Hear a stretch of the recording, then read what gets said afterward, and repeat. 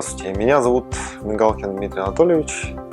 Я индивидуальный предприниматель, занимаюсь лазерной резкой из фанеры, гравировкой, лазерной резкой. Мы занимаемся резкой кукольных домиков, кукольной мебели, игрушек, настольных игр, аксессуаров и сувениров из дерева. У меня получается небольшая мастерская, называется Сахалазер, мастерская Сахалазер. Занимаюсь я этим делом с 2018 года.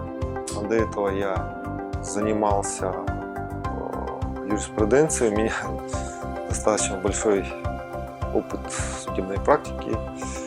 Но к этому делу я пришел постепенно. Сначала я занимался продажей кукольных домиков заводских. Там я нашел поставщика. Мы заказывали у них домики, здесь продавали. Но дело в том, что где-то ближе к Новому году получилось так, что заказов, товаров, которые мы успели заказать, а их не хватало.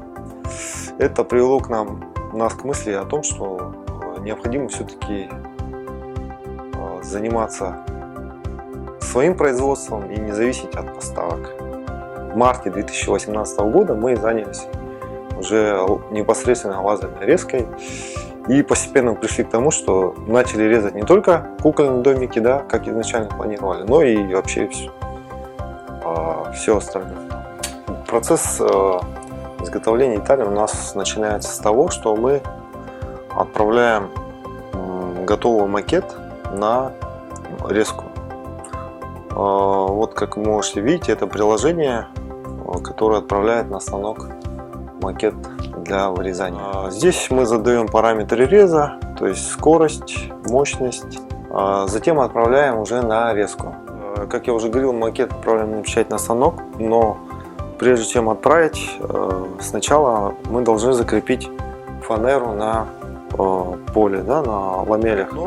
Так как фанера это дерево, оно имеет привычку изгибаться при неравномерном высыхании, то его также, ее фанеру необходимо закрепить. Для этого у нас есть такой небольшой, как говорится, лайфхак. То есть мы закрепляем вот такими вот грибочками фанеру по всей длине.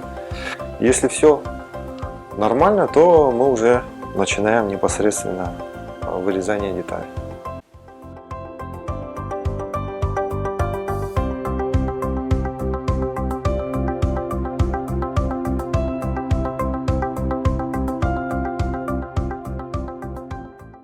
После вырезания детали мы ее шлифуем. Это необходимо для того, что фанера, даже шлифованная, она имеет некоторую ворсистость.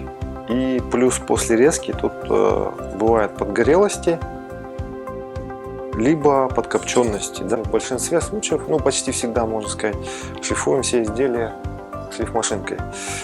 Во-первых, это дает нам, что мы избавляемся от подгорелости, подкопченности. Во-вторых, это дает очень хороший эстетичный вид, потому что фанера на всем, изделие, на всем протяжении, оно такое имеет однородную структуру. И во-вторых, она приятная, гладкая на ощупь, без всяких вот этих ворсистостей, выпуклостей. Вот, собственно, для этого мы шлифуем все свои изделия.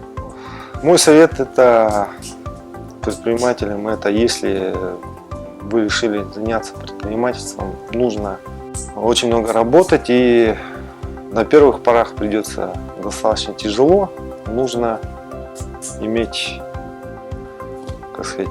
и волю, и силу пройти первые трудности. Поэтому нужно держаться и пройти все испытания.